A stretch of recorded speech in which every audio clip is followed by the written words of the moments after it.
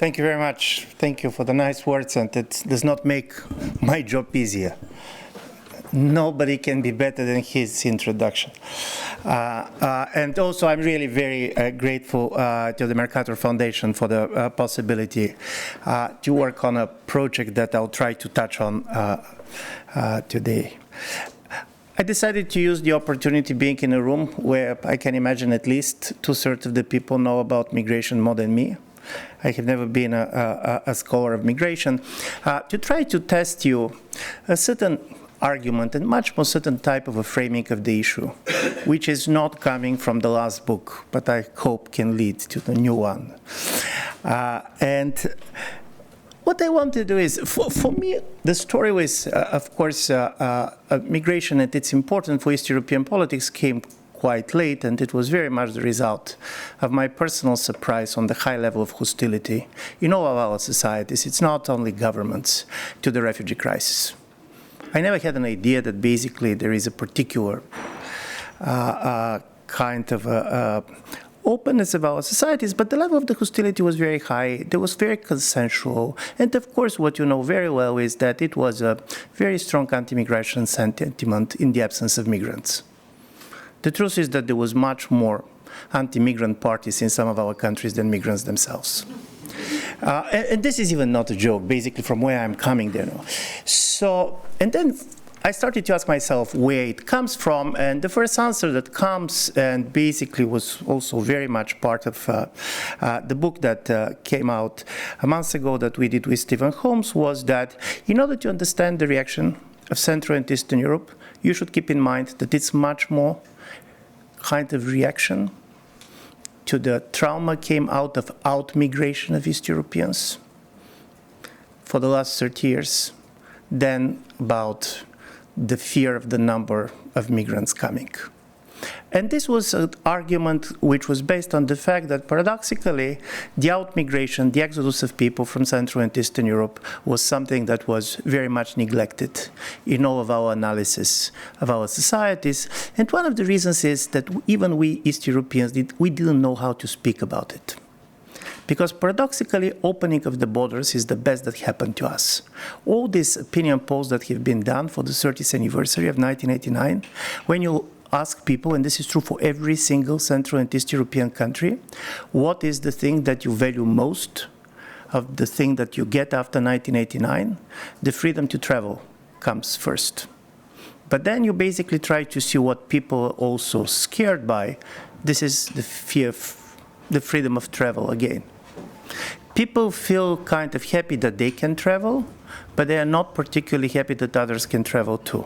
And from this point of view, it's not simply others when I said necessarily people coming from the Middle East, but even their own compatriots. To the extent that in the study that we did in May with the European Council on Foreign Relations, it's turned out that 51% of the Romanians and 51% of the Poles declared that they are ready to support government policies that are going to restrict the possibility of their own citizens to work abroad for a longer period of time. This is the result of the fact that in Central and Eastern Europe, for the last 30 years, you have a really major out-migration, which took part in societies that basically are aging and losing population.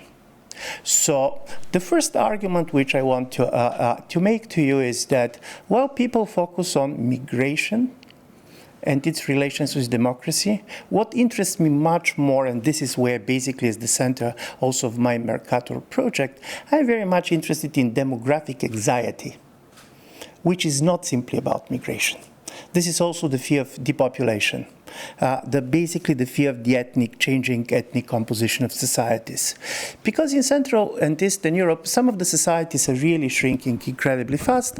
As you know, Eastern Europe is the fastest demographically shrinking region in the world, and my own country, Bulgaria, happens to be the fastest, in percentage term, the fastest shrinking demographically society in the modern history in the absence of war or famine. In 1989, there was 9 million people living in Bulgaria. At the moment, there's 7 million. According to the UN projections, by 2040, we're going to talk about 5.7 million.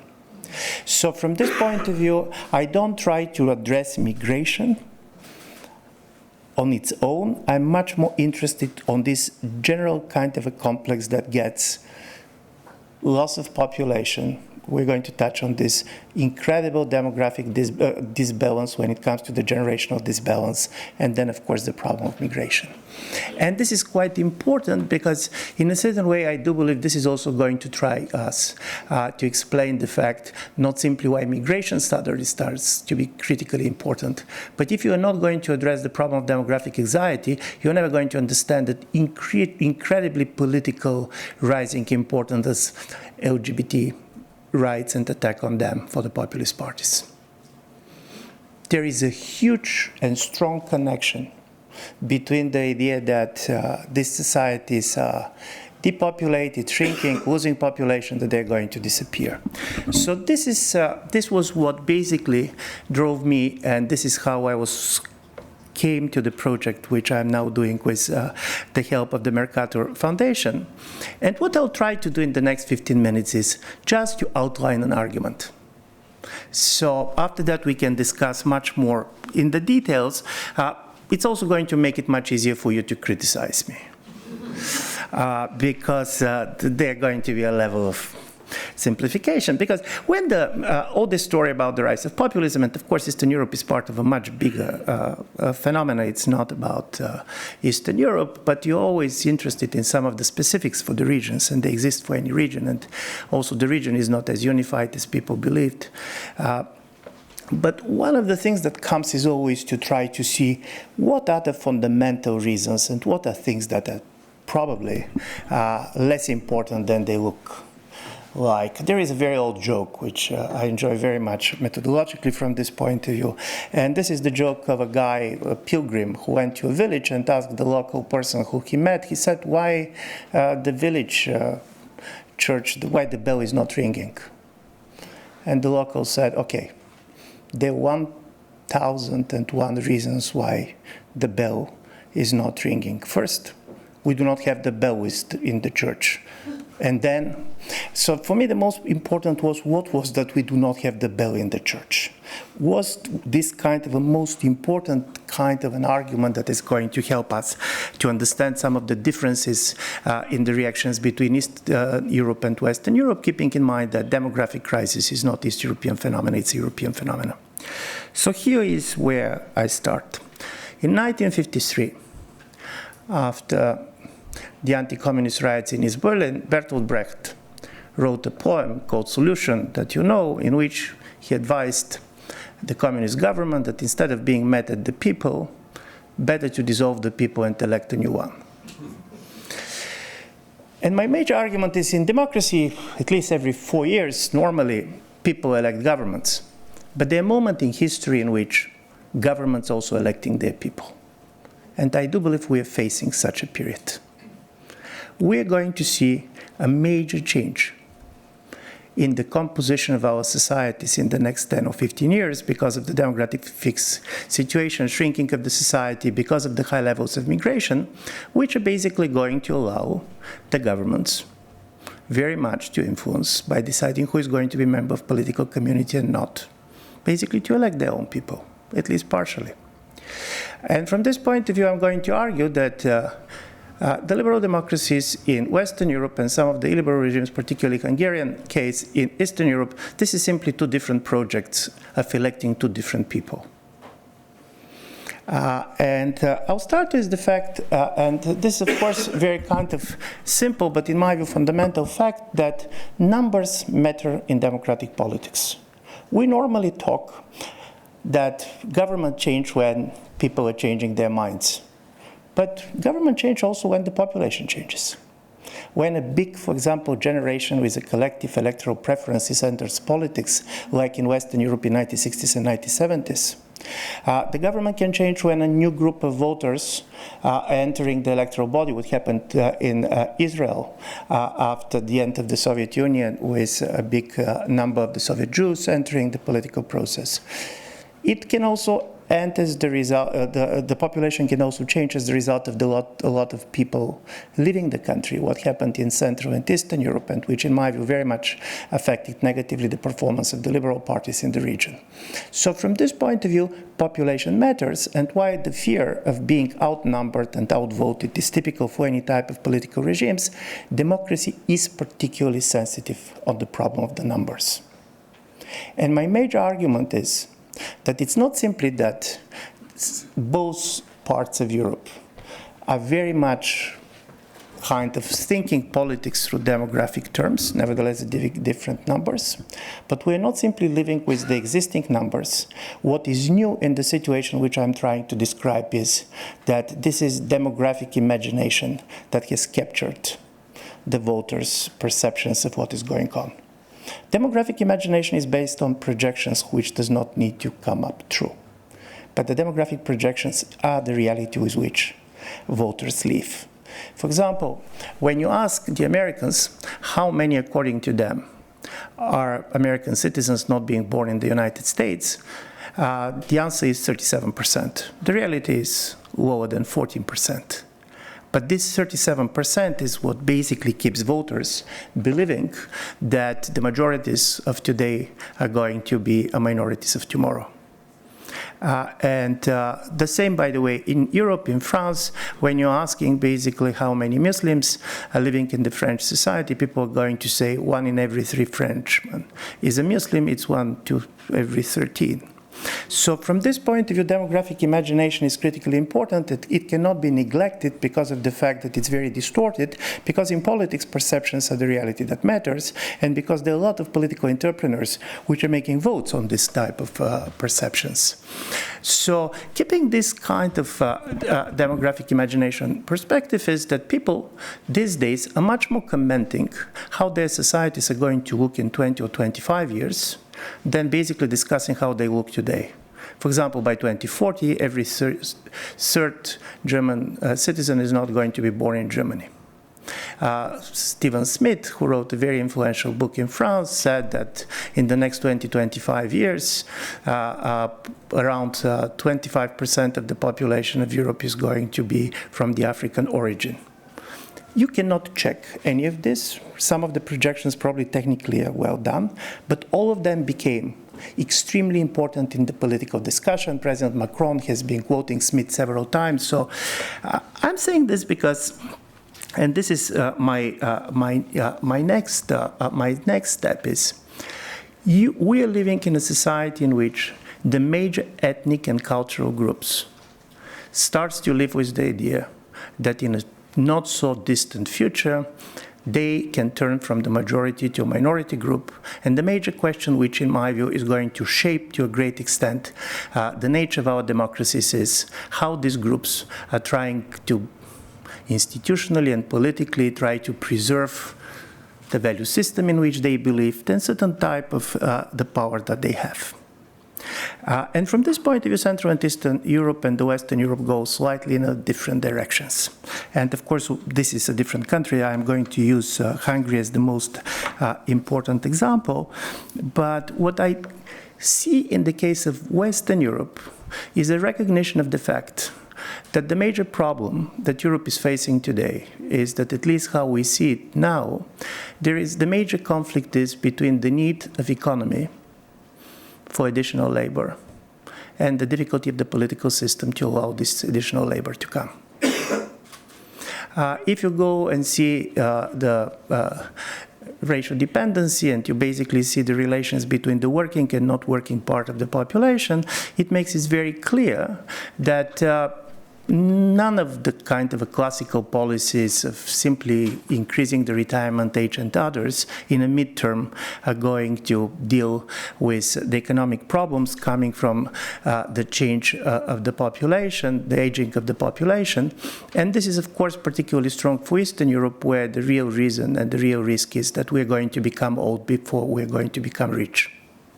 So how are you dealing with this situation where there are two values that society feels important for itself? Being rich and being well is important. On the other side, particularly in Central and Eastern Europe, the idea there is a fear of cultural and ethnic diversity, and now I'm also going to give you 3 arguments for the historical origin of some of this fear. If you go back to the year 1900 and look at the ethnic maps of Europe, how the ethnic composition of society looks like, you're going to see basically 2 Europes. One much more ethnically homogeneous, and this is Western Europe. One very much culturally and ethnically and religiously diverse, and this is Habsburg Europe, Central and Eastern Europe. In the year 1939, 1/3 of the population of Poland were not ethnic Poles. There were Germans, there were Jews, there were Ukrainians. This was when the Hungarian state basically was coming into being. Hungarians were not even the majority in the state within the Austro-Hungarian Empire. What happened in the 20th century was that as a result of revolutions, 2 wars, Holocaust, ethnic cleansing, if you look at the ethnic maps of Europe today, you're going to see 2 Europes again, but they're totally different. One is much more culturally and ethnically diverse, and this is Western Europe. The other is incredibly ethnically homogeneous, and this is Central and Eastern Europe. The best is to look at the maps of Austria and Hungary, 2 countries which are basically next to each other. And you're going to see that the number of Austrian citizens, we're not talking refugees, we're talking about Austrian citizens, who are not born in Austria, around 14%. By the way, on this level, Austria is on the levels of the United States. As immigrant society, by the way, 50% of the children in the Vienna schools do not have German as a first language. If you basically go to Hungary, you're going to see that around 4% of the people living in Hungary today are not born in Hungary, but most of them are Hungarians that have been born in Romania or Serbia, part of the Hungarian minority there. So this major difference when it comes to the ethnic homogeneity of society is critically important, because also Central and East Europeans cannot be blamed for the ethnic cleansing that came. The ethnic cleansing that happened in the 20th century, many of these people have been the victim of it and not simply basically the villains. But as a result of it, all the East European states, and this was particularly true in the communist period, managed to conceptualize ethnic homogeneity as a major source of stability and security. Minority groups have been perceived as a security threat. And to be honest, part of it was connected with the history of the German minorities before the World War II. So I'm saying this because it's not simply that population is going to change. Also, the major intellectual foundations on which these nation states have been built are going to change. Going back to diversity is going to push the Central and East European states to rewrite their history and basically to understand what has happened to them. Because all of them came as the result of the disintegration of the empire, and kind of all this idea of the diversity was perceived as the imperial values against the nation states values that they have been promoting. And particularly in the end of the communist period, when the communist ideology have been very much weakened, you have a very strong nationalistic mobilization within the communist regimes, which can be seen in 1968, for example, with a very governmentized anti-Semitism in places like Poland. It was in my own country, Bulgaria, with the renaming and then expulsion of the Bulgarian Turks. So, as a result of it, you have these 2 kind of situation, and I do believe that if you're reading part of the debate that is happening in places like Germany and others, you're going to see not simply that migration is perceived much more positively, but also the migration is understood very much in the interest of the society itself. Diversity is perceived as much more positive. It's going to contribute to the economy. This is going to contribute to the creative nature of the society as a whole. And there is the expectations. And now I'm talking migration. I'm not talking refugees at all. So this is an important distinction for me. And the major story is that what Europe should try to fight for is to attract the most talented, the best educated, the young, because one of the problems with the migration in Europe was that compared with the United States or Canada, the migration to the European Union was the migration of the least educated and skillful people. So, and the idea is that when these people are going to come, they should have a path to citizenship. They should be integrated. as a result of it, when it comes to how majority will try to defend its rights, the basic problem was that this should go very much through the way the migration and naturalization laws are going to come.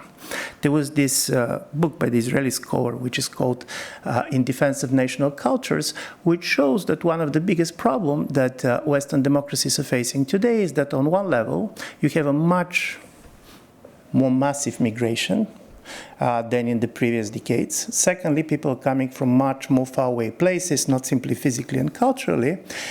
Thirdly, we don't know anymore exactly what it means to be Bulgarian, German, Swedish, and also we don't know, is it morally right to push others to adopt our identities. But nevertheless, through the language test, through the idea that certain type of civic values should be integrated in the migration story, is that Western Europe is going for the moment in which you go for a society which should be ethnically and probably culturally much more diverse, but the cohesion should be kept on the level of the civic virtues and education, and the success to attract the most educated is going to be critically important. Here comes the East European model for this. When basically East European governments talk against refugees, people believe that there are no foreigners coming to Central and Eastern Europe, and this is not true. The European Union member states that got most foreign labor for the last 3 years is Poland. There is around almost 2 million Ukrainian workers living in Poland, and because I even was seeing the report which was produced inside of this program on the Polish elections, the relations to the Ukrainian workers in Poland, of course, is quite positive. I saw public opinion polls when they asked Polish citizens which are the most important factors for the economic success of Poland, and the Ukrainian workers came as number 2. So there is a recognition for the contribution of the labor. But what is the major difference? In Poland, in Hungary, Bulgaria is not an example of this. We are ready to allow people to come and work, but we are not ready to give them path to citizenship. In a certain way, Central and Eastern Europe adopted the German guest workers policy of the 1970s.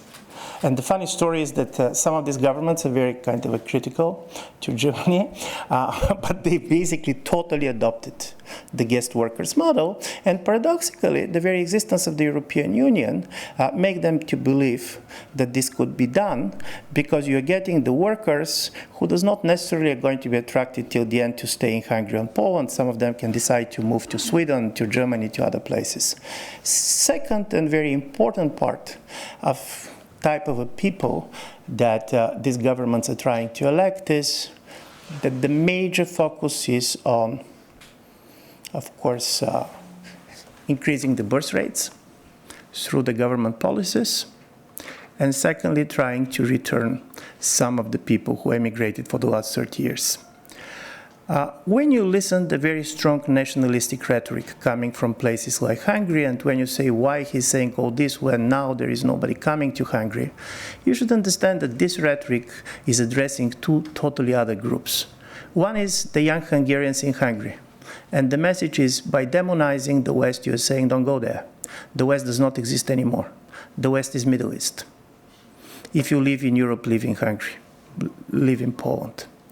The second is trying to say, particularly Brexit was very important from this point of view, is it's time for you to come back. Our country is much richer. You're going to live among people whom you know. So the ethnic homogeneity and the absence of foreigners, particularly when I talk foreigners, we are talking about Muslims, culturally different groups, is perceived one as the competitive advantages. As a result of it, my argument, and here I'll try to end with this kind of a last term, is that while in the Western Europe, some of the major problems that democracy is going to face is going to be based on the cultural contradictions. How successfully the integration process will go. how successfully basically these people could be integrated and not integrated, keeping also in mind that some of the migrant constituencies can become much more homogeneous in terms of cultural groups, because Paul Collier is making very clear that the existence of certain diaspora is one of the major arguments that attracts people to go to a certain place. In Central and Eastern Europe, in this model in which citizenship is perceived as the ethnic privilege, you have opening the labor market, but you're keeping close the political body. The biggest conflict is going to be the generational conflict. Because as a result of the outmigration, out low birth rates, and the aging situation, in Central and Eastern Europe, we can end up with a situation in which the majority of the voters are not working, and the majority of the people on the labor market do not have voting rights. What is also critically important, this kind of a major disbalance between the younger generation, which is a small cohort, and the older generation is one of the explanations why you see so often young people on the streets of Central and Eastern Europe. Young East Europeans do not have the numbers to influence the electoral politics.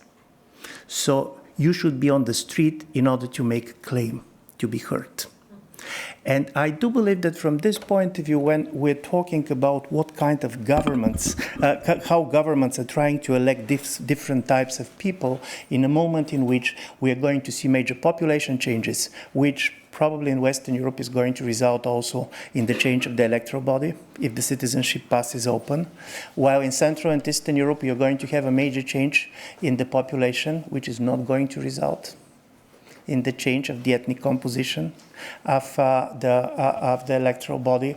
I do believe that this is the questions that very much interest me, because they're going to put a different type of challenges to these governments. For example, in order to compensate for the labor shortages on its market, East European governments really need to increase the retirement age.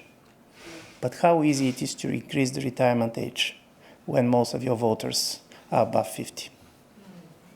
And this is what we basically see, which was called by the opposition the slave law in Hungary, where you have the increase of the time the people can work and so on, because you simply, on one level, you cannot increase the retirement age because you are totally dependent on the old voters. And on the other side, basically you totally need it if you want to reduce the number of the foreigners that you need on the labor market. The second question that comes to me is also a question that is a question. It's not a rhetorical question.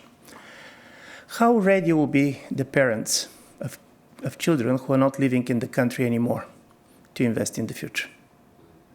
Normally, the time horizon of a society is a kind of a contract between generations. But how many of these old people who know that they're probably not going to come back, are they really going to be ready to constrain their pensions, which are small anyway, for basically investing in a society in which they don't see the success of the nation as part of the future of their kids? These are the type of the questions that I found personally quite important to understand in what directions different democracies are going to move.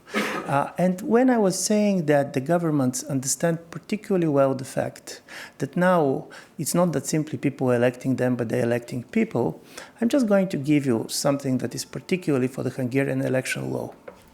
If you're a Hungarian voter who is living, is part of the Hungarian minority in Romania, you have the right to vote by correspondence. But if you're a Hungarian voter who is living in Berlin, in order to vote, you should go to the embassy. So the next important element when you decide how you're electing your own people is you try to calculate at least their imagined electoral preferences. You're trying to elect people that are going to elect you. And from this point of view, this is why I do believe that the demographic anxiety is critically important to understand the changes that are coming in European politics. From this point of view, some of the right-wing political parties and the Green movement and the issue of the climate change are the two type of parties that can mobilize this type of major fears for different reasons and on different issues. But it is not by accident also that this type of movements also have a very strong generational profile. If you see the kind of percent of people voting for the Greens, Austria, I know better than Germany, you're going to see that to a great extent they're becoming also a generational parties. So when people, for example, now in Austria talk about the conservative Green coalition, this is the new form of the Grand Coalition, because the new Grand Coalitions are generational coalitions. And this is the issue that basically interests me, and this is the issue on which I'm working, and I hope to have not only questions but also answers as a result of the Mercator project. But as I said, for me, the new is how to try to think differently about the relations between demography and democracy. And this is not only migration. This is the fear of population decline. For small nations like East Europeans, this is a fears of ethnic disappearance. To be honest, of course, it's not new for Eastern Europe. Isaiah Berlin is quoting a conversation between two Czech teachers from 18th century, one telling the other that probably they're the last generation speaking Czech, and the whole generations after that are going to speak German. And interestingly enough, if you try to see why the Czech language have been preserved, one of the most important things that happened was the movement of people from villages to the cities. There was the Czech-speaking peasants that went to the cities. Some of them have been a very much German-speaking cities in the middle of the 19th century. So this type of questions and this kind of a focus on demography and demographic anxiety and how this is going to push different governments and different political parties in different way to elect different people is what I wanted to present today. So my idea was to talk about the Brechtian moment. So he believed that he's writing a satire, but probably he was writing a political project. Thank you so much.